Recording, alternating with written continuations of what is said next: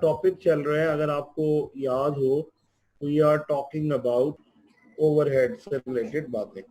Standard costing with respect to the FOH. Standard costing with respect to the FOH. तो बेटे आप लोगों को ऑलरेडी ये बात सबको पता है कि जो हमारे पास एफओएच है, इसमें दो सेगमेंट्स हमें डिस्कस करने पड़ेंगे। एक है वेरिएबल एफओएच और सेकंड है बच्चे फिक्स्ड एफओएच। अगर आपको याद हो तो सर ने ऐसी कोई बात मटेरियल और लेबर में क्यों नहीं कही, क्योंकि दोनों वेरिएबल होते हैं। Material and labour both are variable. Material and labour both are only variable. तो इसका मतलब है कि मटेरियल और लेबर सिर्फ दोनों ही वेरिएबल हैं।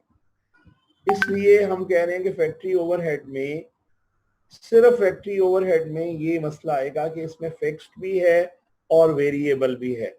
इस वजह से फिक्स्ड और वेरिएबल दोनों को डिस्कस किया जाना चाहिए। लेकिन बेटे हमारी ये वाली बुक ये कहती है कि ये जो वेरिएबल एफओएच है ना, इसमें तो दो फैक्टर्स एग्जिस्ट करते हैं। एक ऑर्स मल्टीप्लाई बाय रेट।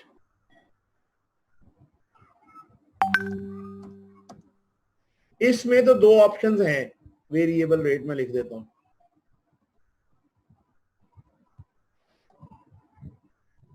लेकिन फिक्स्ड एफओएच का तो ऑर्स के साथ ताल्लुक ही नहीं है।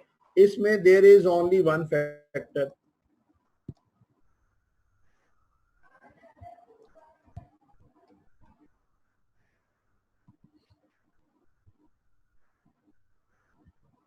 There is only one factor. मैं एक दफा सबको बता दूं कि मैं आज अटेंडेंस लेनी है, और अगर हमारी जितने लोग प्रेजेंट होंगे सिर्फ मैं उनको एग्जाम में बैठने दूंगा। ये सारों को मैसेज करके बता दें। वेरिएबल एफओएच और फिक्स्ड एफओएच। बेटे जो वेरिएबल एफओएच है उसमें ऑर्स और वेरिएबल एफओएच रेट आएगा, और फिक्स्ड एफओएच में सिर्फ एक ही फैक्टर है। इसलिए यहां पर there is no variance analysis. इसलिए यहां पर वेरिएंस एनालिसिस नहीं होता, क्योंकि variance analysis one factor constant, याद हो आपको, and one factor change is not possible. इसमें एक ही फैक्टर है जिसकी वजह से ये दोनों ऑप्शंस पॉसिबल ही नहीं है। तो आप लोग मेरी बात को गौर से सुने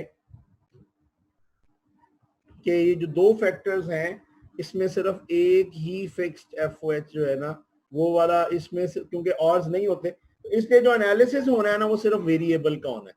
आप इसकी पिक्चर ले लें, मैं ये डिलीट कर रहा हूं।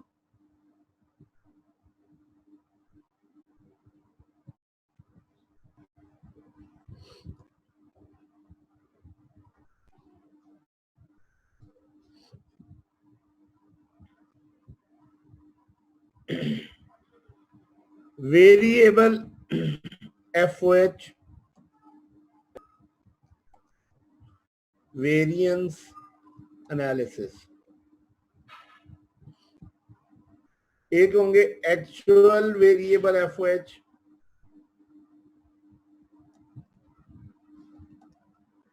और बेटे ये आएंगे actual hours multiply by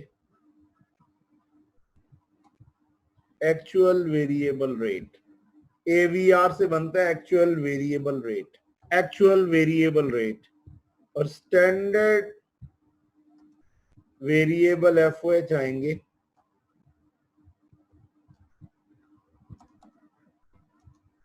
standard hours multiply by standard variable rate. इन दोनों के डिफरेंस को हम बोलेंगे वेरिएबल FOH स्पेंडिंग वेरिएंस, और हमारे पास इन दोनों का डिफरेंस एक आंसर आ जाएगा।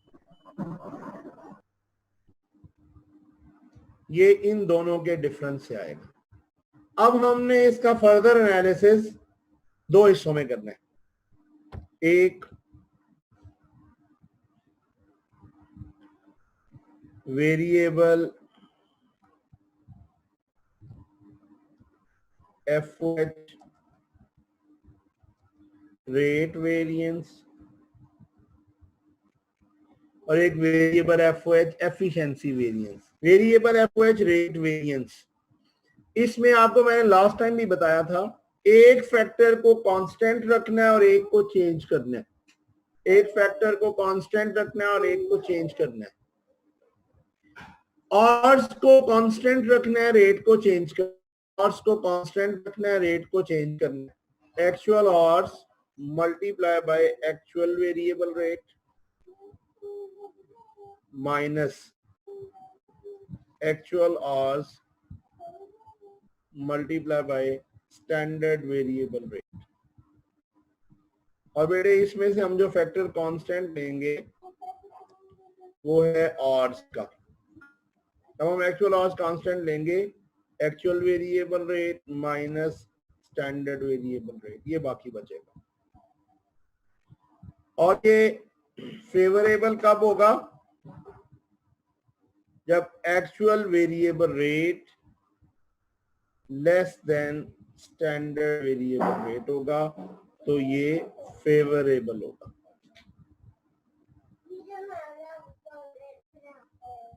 अदरवाइज अनफेवरेबल होगा, अदरवाइज अनफेवरेबल होगा। दूसरा वेरिएबल FOH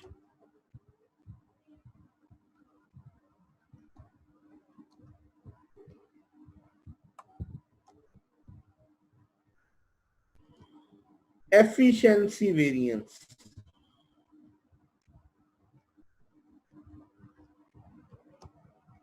इसमें हमने रेट कांस्टेंट लेना है, और वो भी आपको याद हो मैंने आपको बताया हुआ है स्टैंडर्ड वाला।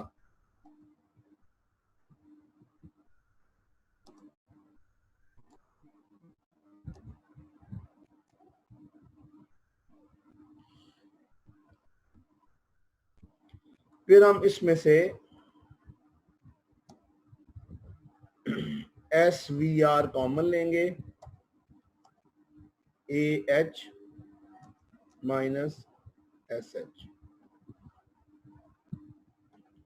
अगर एक्चुअल ऑर्स लेस देन